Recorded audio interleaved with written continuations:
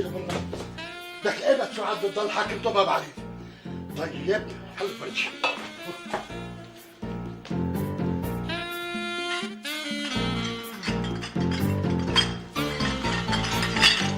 لوين اخذوك كمان؟ لا لا لا لا لا لا لبرا يا بي. لك انت ما بدك تتعلم تقول لبرتك لا؟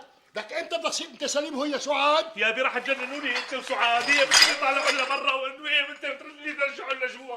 ايش حتى عندك وعندي انا. لك سعاد مرتك وانا ابوك اللي خلفتك وربيتك وتربت عليك، كلمة مين تسمع؟ كلمة الحق يا بي. لا مو كلمة الحق، كلمة ابوك. طيب يا بي اقنعني انه هالاغراض الى لزوم والك علي. اسمع كلمتك مو كلمة سعاد.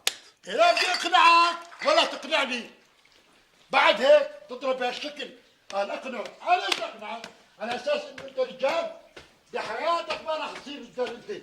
ابدا تضل طول عمرك هيك تسمع كلام مرتك. وينك؟ وينك؟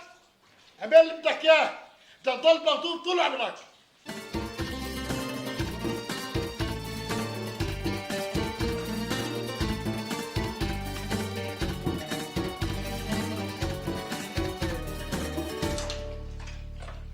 لك وينك؟ يكون بعلمك ما لك حكي معي، لا بعرفك ولا بتعرفني، ولك روح روح لا شواربك، يا ريت خلفت بنت ولا خلفتك، تفو. معقولة تعمل لي مشكلة من شان شغلة بلا طعمة؟ هاي جبت لك الغدا لعندك، تغدى. لا بدي اكل بالاكلك ولا بدي اشرب بشربك، انت لا تحكي معي. يا بي طيب معقولة تزعل من شان شوية اناني وكراتين؟ ايه بحر زين. إيه ضروري تفضي مخزن كلاشينكوف بصدري او تطعني بسكين بقلبي مشان ازعل؟ لك ما بكفي كسرت بخاطري. اخ ولد عاق. يا بي طيب شو اعمل يعني؟ اختلف انا ومرتي من شان شغلة بلا طعمة. لك المرأة اللي بتمشي كلمتها على جوزها بلاها أحسن. لو كنت رجال بقلع كف بربي قرود السود فيها، يا اما بعمل لها دفشه برجلي ببعتها لبيت اهلها. على بيت اهلها؟ معقولة بعد هالعشرة ابعتها على بيت اهلها؟ شو بدهم يقولوا العالم علي؟ بيقولوا عنك رجال هيك وهيك عم تمسح وبتجري وبتكنس. يعني لك شوفها انت شوفها انت. لا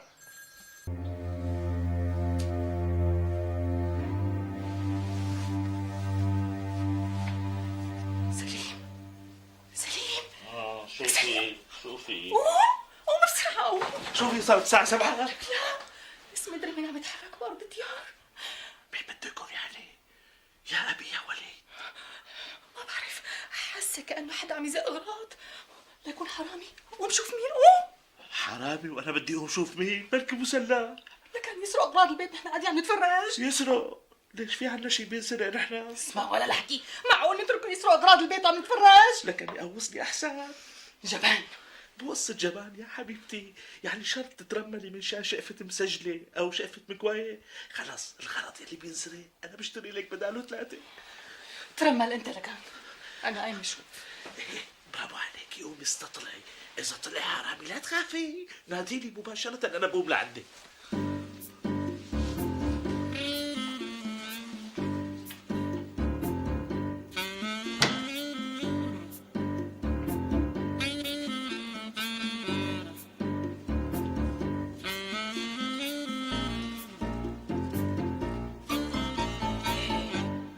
عمي عم الدبب ان شاء الله. لك ما بتحلي عني لا ليل ولا نهار. لك شو بدك مني؟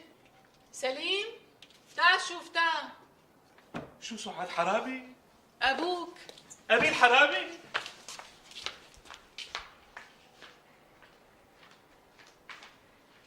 شو هاد يا أبي؟ هدول الاغراض اللي كبيتهم رجعتهم. شو سعاد؟ شو بدها سؤال؟ خليه يرجعون. سمعت يا أبي؟ لا ما سمعت ومالي مرجع شيء. شو سعاد؟ مو على كيفه، هاي الأغراض محلها بالزبالة، مو هون. شو يا أبي؟ اطلع بهالاغراض. شوف هي خرج زباله هي. شوف على الرقبه اللي إلها، شوف على الخصر اللي إلها باحلاه. ولا هي الله على الريحه، ريحه مسك. هي بتنكب زباله هي. ولا هذا البرغي. لا هذا مسمار هذا ما شوي. ولا هذا البرغ شو ولا سن مكسور فيه. هذا بنكبس بهالهاد. شو سعاد؟ انا كلمتي حكيتها وانت اتخذ القرار. شو يا بي؟ وانا كلمتي حكيتها وانت اتخذ القرار. خلص معناتها خلوا الاغراض لبكره الصبح، وبكره الصبح بناخذهم بنكبهم برا. شو سعاد؟ مثل ما بدك، بس الصبح بتروح بتجيبني من عند امي. هو علينا، ما عندك حل وسط؟ لا، يا منحط النقاط على الحروف يا اما هلا بحط حد لوجودي هون. نقي. شو يا بي؟ عم تقول لك لا ايه؟ نقي. لازم نضع النقاط على الحروف، وانت لا تضعي حد لوجودك بالبيت. يلا حبيبي بابا ساعدني لحتى نشيل هالاغراض ونكبهم برا. ايه طلعوا لحالك، انا ما راح ساعدك، ولا تحلم ساعدك بشيء طول ما انا عايش. هو لك روح لك يا ريتني مخلف بنت كان اشرف لي.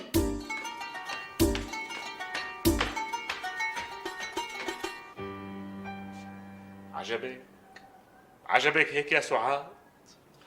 شو بدك فيه انت؟ كل ما حكى كلمه بترد عليه. طيب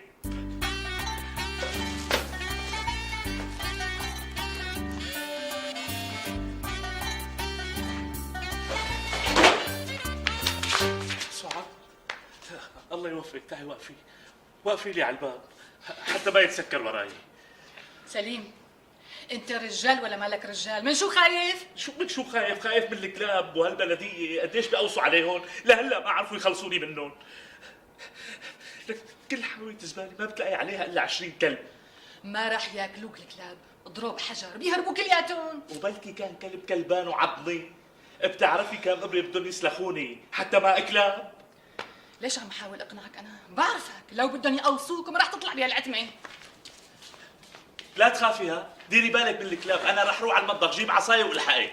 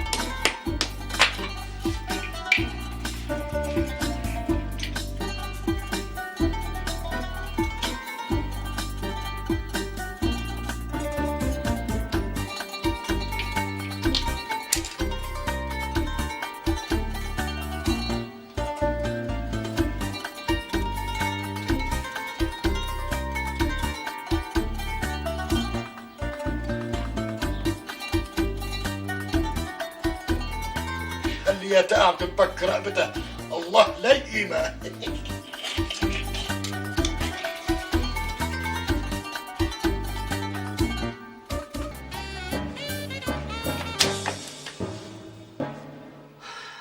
بسيطه يا ابو سليم، هيك لك.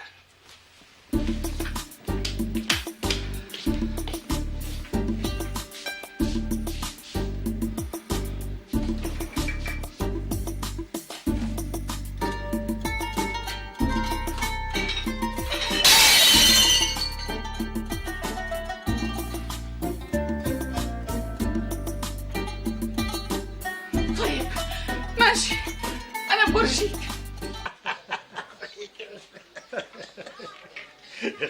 بيت قلبك وبركي قتلت للمخلوقة. إيه لا تخاف، حطيتهم على الواطي، هلا بكونوا وقعوا على رجليها ان شاء الله تنكسر يا رب. بتعرف ابو سليم، انت عليك مخ مهندس، خرجك هندسة ميكانيك. ما انا كنت هندسة ميكانيك بزماني. شو هالحكي؟ لا هي جديدة علي. ايه وصلت لسنة تانية هندسة ميكانيك وبعدين تركت. ليش تركت؟ لقيت حالي بعرف أكثر من المنهاج لذلك تركت. يلا عن إذنك. عود وين رايح؟ بدي أروح شوف النتائج. بدك احكي لي عن كلية الهندسة. لك بعدين. رح يجنني ابي. شو بدي اعمل هلا؟ ما بقدر بهديه ابي، ما بقدر ارفع صوتي عليه ابي. احسن شي سعاد نسكت. لا، يا بترحله من هون يا برحل انا على بيت اهلي. هالمره ربط خيط، مرت الجايه بجوز يحط لي لغم، شو بيعرفني انا؟ طيب لوين بدي رحله؟ ليش في محل رحله عليه؟ لعند اخوك عصام على حلب، مو مجبور انت تحمل المسؤوليه كلها. طيب شو بدي اقول له لاخي عصام؟ تعا ابوك رح يجنني، تعا خده. لك لا تقول له الحقيقه، ببطل ياخده بعدين. طيب شو بدي اقول له لك؟ خلص ولا يهمك، من هون للمساء بكون لقيت له تخريج. مرت اخي، شلونك؟ سلم لي عليها. بتسلم عليك سعاد. نحن بخير. اعطيني عصام. مرحبا عالصوت، كيفك حبيبي؟ خيو بلا طولة سيرة، في موضوع بدي احكي معك بخصوص الوالد. لا صحته مثل الحديد والحمد لله، بس حالته النفسية تعبانة شوي. لا يمكن لأنه قاعد بلا شغلة وما عم يغير جو. أنا عم أقول له تاخده لعندك على حلب، خليه يغير جو. شو رأيك؟ لا تعا أنت خده، لا تقول له إني أنا خبرتك، من شان ما يفكر طالع نازل. اعمل حالك عتبان عليه، قال ليش ما عم يزورك أو يجي لعندك. وإذا رفض يروح خده إجباري، لأنه بجوز يخجل. نحن بالانتظار. الله معك. لحظة عصام، لحظة. سعاد بتسلم عليك كتير، وهو بيسلم عليك. مع السلامة حبيبي، مع السلامة عصام. لا تطول ها. شو ولا؟ جاي لحتى ياخده. إذا ما باخذ في حياتي كثير كابوس يا سعاد، ما بكون اسمي أبو سليم. يلا الله يكون معك.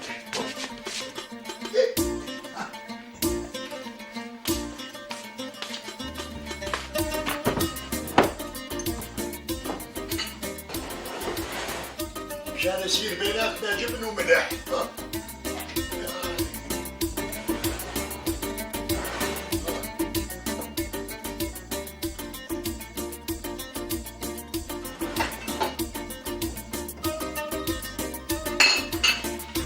ومكدوس وملح.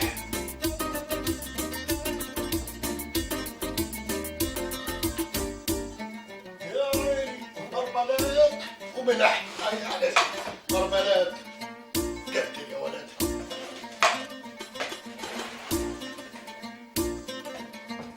يا روحي بدك شو ملح يا سعاد؟ كيلي بقى.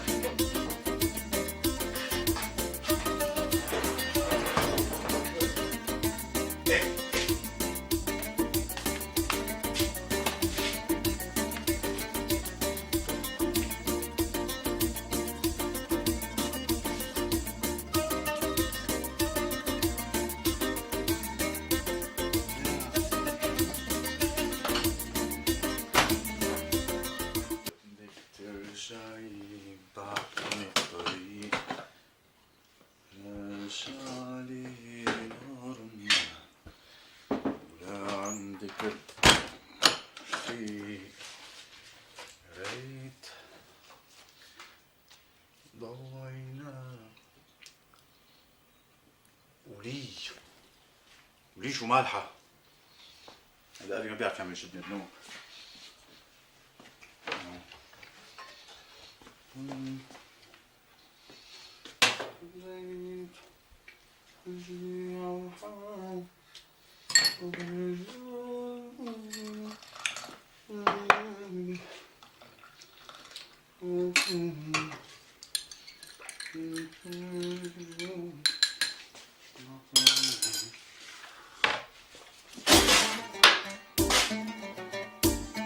يا عم معك الشاي معلي؟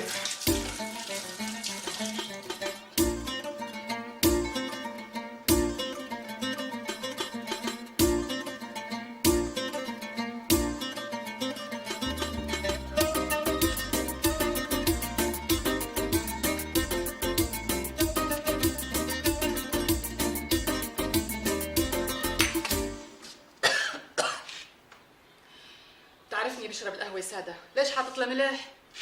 أنا ما حطيت شيء، معقولة أعلق حالي معك؟ من وين اجى الملح لكان؟ ما بعرف. هاتي لشوف.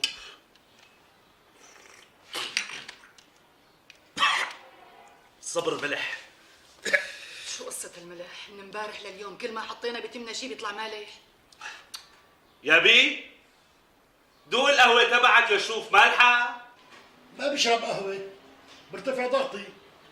أصلا ضغطي مرفوع. يا بي بس لحتى نشوف إذا مالحة. يا الله يبلع عيشتكم أكثر وأكثر حتى تعرفوا تحسنوا معاملتكم معي. عمي بشرفك، مو انت اللي حاطط ملح بكل شيء؟ يا عم الدبب إن شاء الله بدخلك أنت. سليم، شو رأيك بهالحكي؟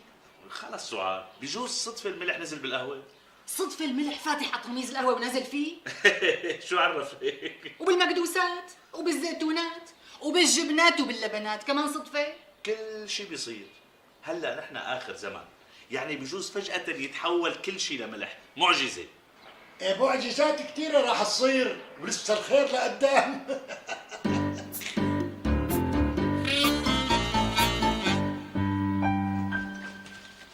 بابا انت كل هالقد بتحب الملح؟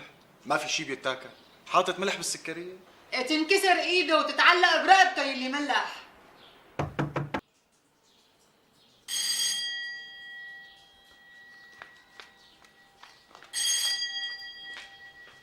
مين؟ عصام. اهلا عصام. اهلا عصام. حبيبي كيفك؟ شو اخبارك؟ الحمد لله على السلامة. الله يخليك. شو اخبارك؟ تمام والله. كيف مرتك واولادك؟ ان شاء الله تمام. سلموا عليك. اهلا وسهلا حبيبي. شو وينه ابي؟ ابوك عند رضا، هلا رح تلفله قل له انك اجيت، احسن ما يعرف انه انا اتصلت بيزعل. فوت ليش واقف؟ فوت. اسطوره للبدوره حبيبي. اقعد. مشتاق لك كثير انا.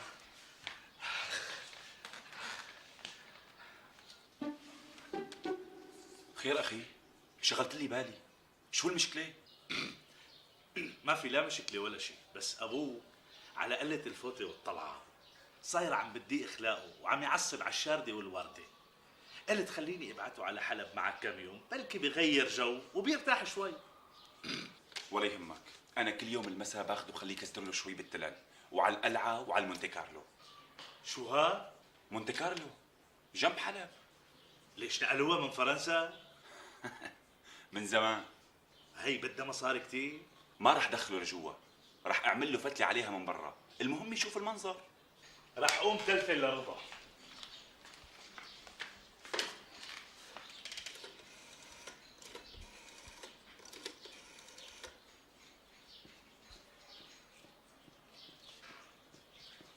قال التليفون مقطوع لأسباب مالية. ما إلي جمعة دافع الفاتورة. غريبة.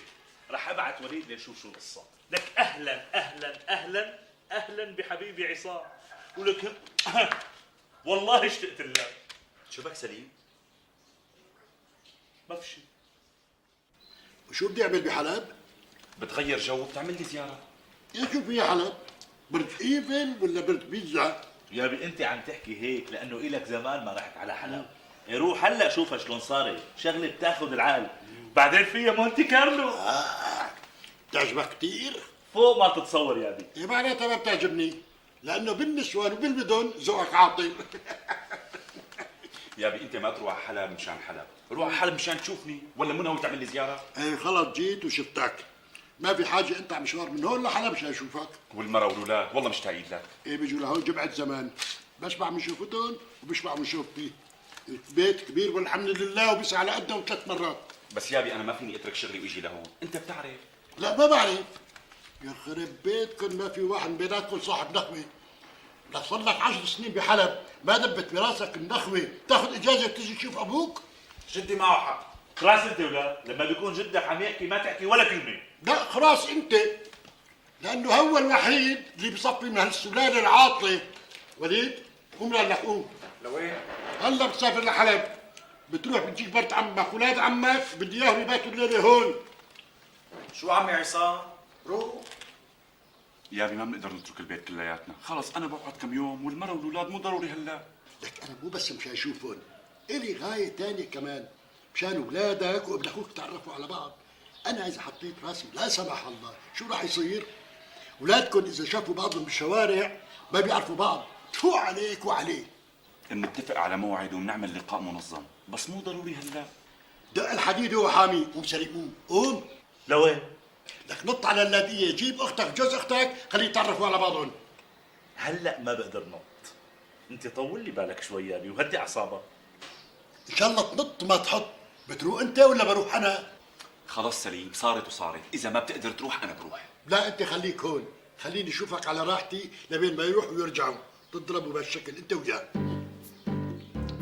وجد راكب على الفرس، جد راكب على الفرس. ورن رن يا جرس، رن رن يا جرس. وجد راكب على الفرس، جد راكب على الفرس. ورن رن يا جرس، رن رن يا جرس. وجد راكب على الفرس، جد راكب على الفرس. وطاء طائية، طائية. وكتيب العصفورية، كتاب العصفورية. ورن رن يا جرس، رن رن يا جرس. وجد راكب على الفرس. جد راكب على الفرس. خلص بقى صنعتونا. تعال يا ابي اقعد معنا شوي. مبسوط لشوفت الأولاد أكثر من شوفتكم. شو وينها سعاد؟ ما تجي نقعد نحن وياها. عمرنا ما تجي، شو بدنا فيها؟ عمي ما عندكم شي فوتبول يطلعوا يلعبوا فيها الاولاد برا؟ ضاج راسي انا ما بتحمل الاولاد. ايه بي تعال لك الدكتور، روح على راس الحاره في دكانه هنيك رضا خباز، قل له سلم عليك جدي وبقول لك اعطيني طابه وسجلها على عمو سليم. ايه يلا جدو يلا روحوا معه اركضوا، يلا حبيباتي يلا. انتهي لسعاد بدنا نقعد معها. لك اتركوها، مستواها اعلى من مستوانا، سعاد ما بتقعد معنا. لا يا ابي ما تحكي عن سعاد هيك، انا رح اقوم شوفها.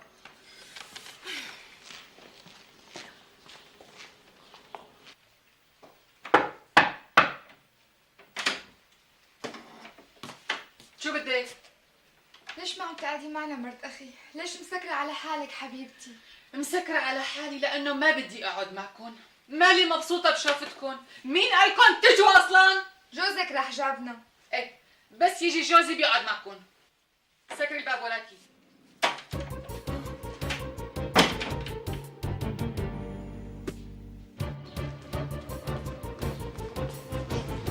قومي مرتي، قومي لشوف. وين امي لوين رايحين؟ انا ما عضل ولا دقيقه هون، وانت كمان يا ابي يلا لوين؟ على حلب. بدك تروح تعيش معي بحلب ولا بخليك لحظه واحده مع هالحيه؟ ولك يا ابني انا صرت رجال كبير، لوين بدي انتقل هلا؟ لو بدي احملك على ظهري بدك تروح معي، ولا دقيقه بتقعد هون. يلا يا ابي قوم ضب اغراضك. قومي بنتي قومي، قومي ساعديني ضب اغراضي قومي. لا ايوه بتروح معنا على اللاذقية يا ابي. ايه عمي بتيجي لعنا على اللاذقية احسن. لا بيروح لعندي على حلب، واذا اجى على باله يشم هوا ببعته لعندك.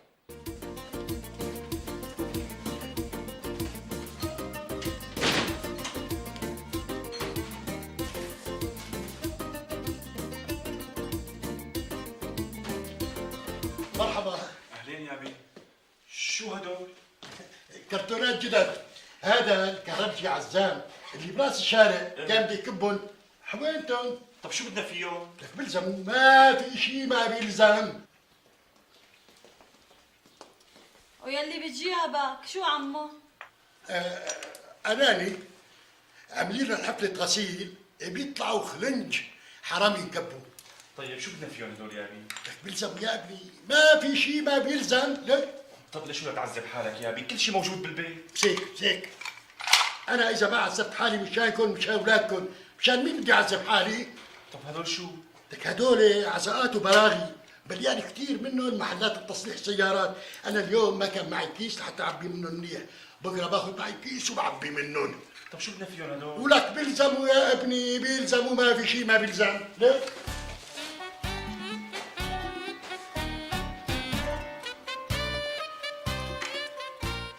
يا خارجة من الحمام وكل خد علي خوخة خوخة خوخة خوخة، مشيتي حافية وخدت قدام وكل خد علي خوخة خوخة خوخة خوخة خوخة. وعم تغني يا عيني، وانت الثاني ولا؟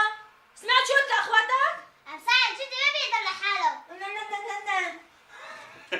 علي الحلال ابي رح يعقدنا. شوف عصام، انت لازم تحكي معه، ما بصير هيك يا اخي، ما صفي محل بالبيت. اوعى عم تسمع ولا روح لهنيك. نهلا طولت عليك، مو حلو من اول كام يوم نملي عليه شروطنا. اذا استنينا عليك بجمعة تانية ما رح يصفى محل نقعد فيه.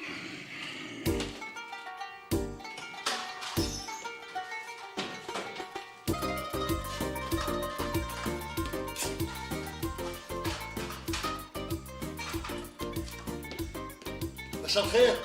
ايه تحممتوا يا اولاد؟ ايه نعيما؟ قوم عصام قوم يا أخي، قوم ساعدني. والله عم تعذب حالك يا ابي. ولا قدامك قدام اولادك روحي ترخص، مو مثل هذاك الواطي سليم، الواحد ما بيستاهل يقول له مرحبا. ايه عصام طلع لبرا جيب لي اغراض، ما اقدر ادخلهم تقال علي كثير. انا غلط. لك هيك حلب قد ايش في اغراض اكثر من الشعب كثير. انا كنت مفكر حالي انه ما راح اقدر اجمع شيء هون. يا ابي والله عم تعذب حالك. لك يا ابني ما لازم الانسان يدخل على بيته وايده فاضيه، لازم على طول يدخل وايده مليانه اغراض. تعيش وتجيب يا ابي. إيه لك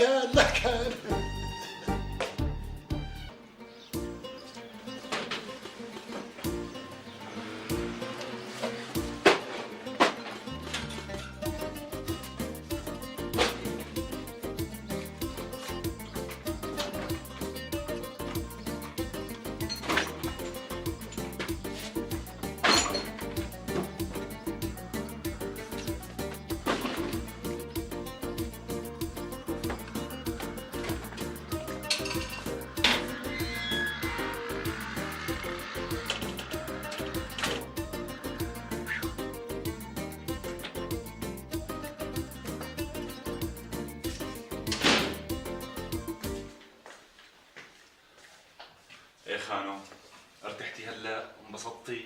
لسه الأنانية اللي بالمطبخ. لك هدول اناني ازاز ما فيني كبهم، مش هالولاد لازم ينحطوا بكياس.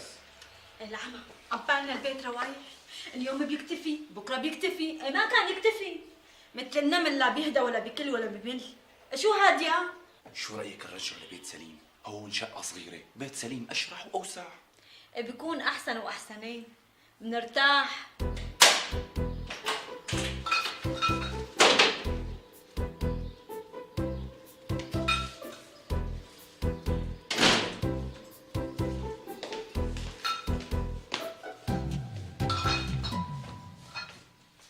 بلاقي الاغراض برا، شو عم تعزلوا؟ لا والله يا ابي هدول شوية اغراض، قالت لي نهل امي ما انا بحاجتهم، فقالت لي كبهم فكبيتهم. ها كمان انت مرتك حاكمتك؟ كنت بفكرك احسن من سليم، طلعت شهاب الدين. تفو على هالخلفه العاطله هي. خلص يا ابي روي، طول بالك ما بيصير الا اللي بدك اياه. يا ريتني خلفت اثنين بدالكم كان اشرف لي. خلص يا ابي شو بدك انت، هلا بيرجعوا كل الاغراض اللي برا لجوا ولا يهمك، خلص نحن شو بدنا نعمل؟ وينك عصام؟ في كرتونتين برات البنايه، اتقال ما اقدر فوتهم انا لهوني، فوتهم معك. حاضر يا ابي حاضر. تفو على الخلفه. هلا طولي بالك بلكي بنقدر نحكي معه. عصام انت بتعرف قديش بتعز علي وبحبك، بعتقد ما بدك دليل على شيء. ايه بس ابوك ما عم بقدر اتحمله اكثر من هيك.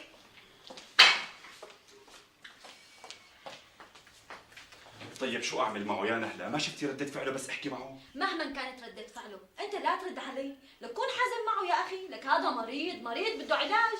انت ليش عم تحرجيني هيك نهله؟ بتعرفي انه ابي صدامي وما بيقبل الحوار ابدا. معناتها انا رايحه لبيت اهلي، بس ينحل الموضوع بجي.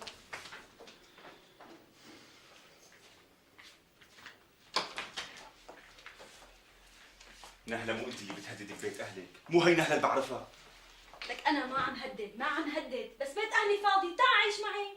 طيب وابي اتركه لحاله يعيش هون، شو بدهم يحكوا عنا العالم يا نهله؟ يحكوا يلي بدهم يحكوا، انا مو مستعده نام بمستودع، عم نزيح الكراتين عن التخت مشان ننام، عم نطفئ الاناني مشان نوصل للمغسله، عم ننكش بين المسامير والشرايط مشان نطالع معلقه من الدرج، مو عيشه هي. يعني هذا اخر كلام اليك؟ اذا بدك يعني جن بضل، بس انه ضل ويضل فيني عقل ما في مجال بنوب. انا رايح على شغلي هلا، واتخذي القرار اللي بيعجبك. رح اخذ الاولاد معي لعند اهلي. والولاد كمان؟ من لما اجى ابوك تفرغوا لتجميع الاناني والكراتين، وما عم يكتبوا وظايفهم للمدرسه، والوسخ اكلهم اكل، جمعتين زمان بصيروا اولاد شوارع. ايه صاروا وخلصوا. هدول الاغراض ما له لزوم. هيك فهمتك نهلة ما هيك؟ يا ابي نهله ما لها علاقه، انا عم احكي معك. ايه بلسانة يرحم ايامك يا سعاد، انا كنت بفكر نهلة احسن، طلعت شهاب الدين اولى ولا ما اولى؟ لا تقولها يا ابي لا تقولها، المهم انا ما حبيت كب الاغراض قبل ما اسالك، مش ما تزعل. واذا قلت لا؟ ايه بدي كبر، ان قلت ايه وان قلت لا، لا تزعل مني يا ابي. لكن المرأة اللي بتقعد جوزها بلاها، إذا كل ما زعلت منك بدها تروح تحرض ببيت أهلها، لا خليها هنيك ببيت أهلها أحسن. شلون يا ابي؟ والولاد؟ أنا يكون عندي 10 أولاد ما بحواها، مشان الأولاد تستعبدك لك كرامتك أهم الأولاد. يا سيدي أنا بربي لك أولادك، نهله ما كانت هيك، طول عمرنا عايشين ومبسوطين. وهلا كشفت على حقيقتها، وكل إنسان مغطى بقشة، وأنا هذيك القشة اللي جيت وكشفتها. كل هذا الحكي ما راح يغير شيء، البيت بده يتنظف يعني بده يتنظف، انتهى. طيب نطفوا. شو عليه يا نهلة؟ اللي بيت أهلها أعلى مهلة.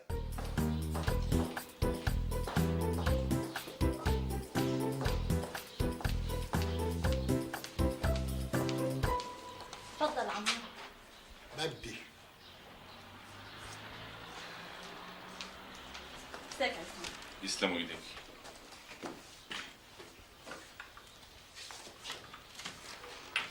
شو هاد؟ لتكوني مخلطة بين الملح والسكر. مو معقولة خربي، حطيت من السكرية. ما انت بتشربيها سادة، لتكوني مخلطة بين المملحة والسكرية. لك السكرية والمملحة ما في ولا شبه بيناتهم. أنا متأكدة إنه حطيت لك سكر. عجيب. شو اللي عجيب؟ أنا كمان قهوتي مالحة من غير ما أحط سكر. باليوم ورايح حياته كلها راح تصير مالحة، ولك إذا أكلتوا عسل راح تلاقوه مالح. ليش بابا؟ هيك؟ لأنه مثل ما ملحتوا حياة غيركم الله راح يملحها يجدكم.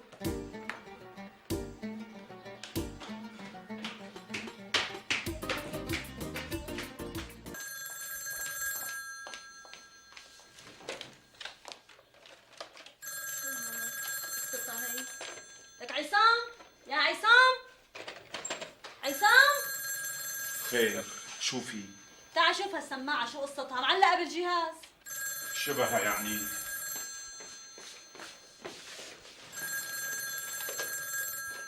هي مو معلقة، هي حدا ملزقها بغري. مو حدا ملزقها، أبوك ملزقها. الو الو، فصل الخط. طبعا فكروا ما في حدا. كنا عايشين ومبسوطين، ليش هيك عم يصير معنا والله ما بعرف. عصام لازم نشوف حل بقى، ما بصير هيك نتابع حياتنا، آخر شي رح يجننا أبوك. لك المشكلة ما بيعترف، لا بيعترف بغلطه ولا بيبطل. أنا حاسست لك إنه أخوك سليم بعت لنا إياه لهون مو مشان يشم هوا ويغير جو، مشان يرتاح منه. أنا مو حاسس، أنا صرت متأكد تماما من هالشي. إيه نعيمة، هلا اتأكدت؟ من شي قليل لكان مرت سليم تكره الأرض اللي بيمشي عليها. أكيد عامل معها العظيم وما جرى لحتى وصلت لهالحالة. خلص بدي اروح على الشام واحكي مع سليم. ايه وشو بدك تقول له؟ بدي احكي معه بصراحه، سليم ما بده يعيش مع ابي، لا يعيش يصطفل، البيت بنهايه المطاف لابي، بعدين يروح يشوف له شي بيت يستاجره او يشتريه، ومرته حالتها فوق الريح.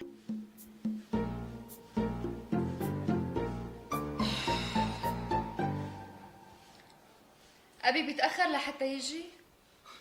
ان شاء الله مفتكره ابوكي بيعطينا خبر ايمت بيروح وايمت بيجي. أنا ما بقدر أتأخر أكثر من هيك. ليش بدك تسافري اليوم؟ إيه اطمن، تاركة بيتي وجوزي طبعا بدي أسافر. لا بلا حكي فاضي، خلص اليوم بتنامي هون وبكره بتسافري، ما رح خليك تسافري اليوم. عم تقول لك تاركه بيتها وجوزها، ولا مو فارقه معك شو رح يحكوا عليها اهل جوزها؟ مزبوط، الباصات شغاله للصبح، بس يجي بتسافروا. عاديلي وسلفتي معهم سيارة، رح يمروا لعندي بعد نص ساعة مشان نروح معهم أنا وأبي. ما بدي أخرهم. وين بده يختفي يعني؟ بيكون عند رضا بالدكان مثل العاده، وروح نط جيبه بدل ما لك قاعد مثل شو اسمه. رح نط. سهام لا تقولي له انه انا حكيت معك بيزعل. لا تخاف، ما رح قل.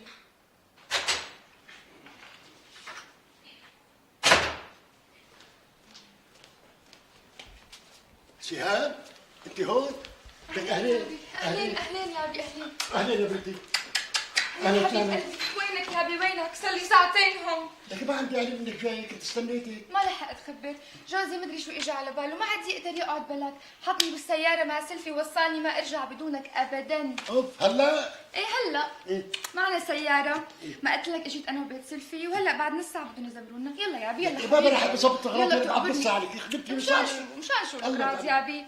شوف الك عنا 4 بيجامات و4 بدلات و4 شحاطات والهوية الاحتياطي اللي طالعتها بدل ضائع. كل هدول ما كل هدول بيزبط. عندك؟ كل هدول عندي. تسلم لي عليك. يلا حبيبي يلا تقبرني يلا. توكلنا على الله. يلا يا ابي. ما احسن من القعده هون. ايه بكثير بنحطك جوا عيوننا وعلى راسنا من فوق. يلا يا ابي بسرعة دق خلقي بالقعدة هون.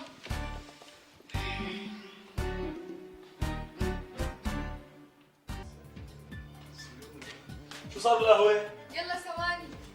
ونعيش بأمان. يسعد لي الصباح. يسعد لي صباحك. ان شاء الله حطيت سكر؟ لا 20,000 مرة صدقت. معقولة كل يوم بدي لك حطي سكر؟ والله حطيت.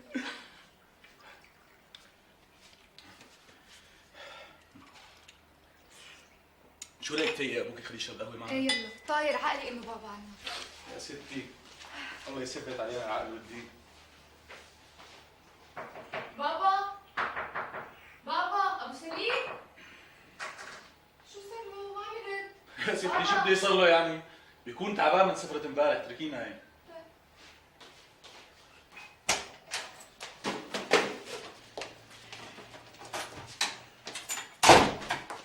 صباح الخير. اهلين عمي يسعد لي الصباح. اهلين يا ابي. اما شو هالمينا اللي عندكم؟ عليم الله ما كم كراتين قدامه. عمي نحن شو بدنا بهالكراتين كلها؟ لك هدول بقولي هدول الكم. مشان شو يا ابي؟ لك بيلزموكم بنتي بيلزموكم. شو بيلزمونا؟ ما بيلزمونا. لك يا بنتي ما في شيء ما بيلزم. هذاك اليوم بنت خالتك رشا بدها تولد القطة عندهم. إيه ما كانت تلاقي، راحت دقت على الجيران فجأته بنص الليالي وما كانت تلاقي كرتونة. عجبك هيك؟ طيب وبكره اذا ردتوا تنتقلوا ما بتحطوا فيها صحون او كاسات؟ لك بنتي وقت تعزيهم بدور عليهم البلد كلها وما بتلاقي. عمي الكراتين معباية الدنيا، وقت بيلزمنا بننط على اي دكان بنجيب اللي بدنا اياه. لك ضروري تنط مثل الارض وضروري تدور بالبلد كلها مشان كرتونه. لك يا ابني هدول بيكونوا تحت ايدك بتحطهم بسيفه، ايمت ما ردت بتحط سلم وبتنزله. لا السقيفة متروسة ترس يا ابي ما في محل. انا قلت على السقيفه مثلا مو ضروري على السقيفه، حطيهم زاويه من زوايا هالبيت ما رح تضيق الدنيا فيهم. قومي لك بدي الله يرضى عليك، قومي خبي الكيس هذا. شو في بالكيس؟ هذا في اناني فاضيه وانا فاضي، بس يروح جوزك على الشغل بتحطي له زواده في عمي بالشغل عنا بوفيه ما في داعي للزواده. لك هلا اكل البوفيه افضل من اكل البيت ولا انت مالك سائل عن معدتك؟ جوزي ما بيحمل اكل لو مات من الجوع، قال شو بيستحي. طيب بكره اذا رحتوا سيران او رحلات لك بتحطوا الاكل فيهم، احسن ما تحطوا الاكل بالكياس وينكب الزيت على هالغراض. يا ابي تعال اشرب قهوتك ولا حط لك فطور. لا ما بدي افطر، بدي اروح لحق. شو بدك تلحق عمي؟ وانا وجاي شفت طالعين ببنايه وهدول مامرجيه بيكونوا مسامير كثير، لذلك بدي لحق. عندك شنطايه كتف؟ بدي شنطاية كتف الشغلة تقبش قلبي مقلزك. لك طبعا بدها شنطايه، كمان بدها شنطايه. هدول مو بس بيكبوا مسامير، كمان بيكبوا شرايط رفيعه. عمي نحن شو بدنا بقصايص الشرايط؟ لك احسن ما تشتروا بكره بس تنسبوا الصوبيات، انا بوصلهم ببعضهم وبتستعملوهم وبتوفروا على حالكم. عمي نحن هون ما بركب صوبيات، ما بصير عندنا برد كثير. لك الا يلتقوا شر لك ابني، ضروري تخبيني وما تاخذون. لك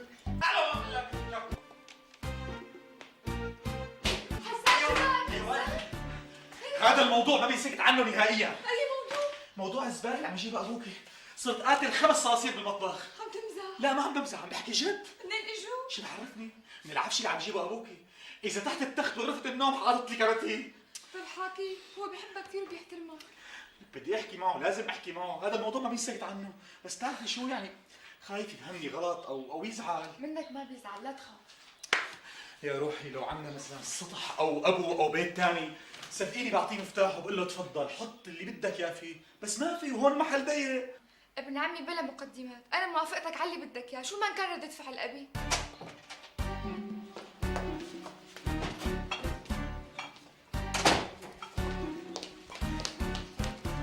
سياد، هلا بدك تقومي ترقصي من كتر ما رح تنبسطي. ليش يا ابي شو في؟ جبت لك اغراض اذا فلتت الشام كلها ما بتلاقي مثلهم. شو هن؟ هدول اناني مثل مزهريات بنحطوا على الشبابيك. اي والله شوفي ما احلاها. وين كمان شوفيها، وين الثانية شوفي ما احلاها هي كمان. اي والله شو هالاناني هي يا ابي؟ لك ما فيه شيء، هي اذا عملتي لهم وشين جلي بيرجعوا كانه طالعين من المعمل. عمي بصراحة لا تزعل مني، هدول الأناني مو حلوين وبيهووا. بالعكس انت عم تحكي هيك لانهم موسخين، بس ينحطوا على الشبابيك بصيروا موضه مثل ما عم بقول لك. عمي ممكن نحكي كلمتين على انفراد؟ ايه طبعا تفضل. سهام اتركينا لحالنا شوي.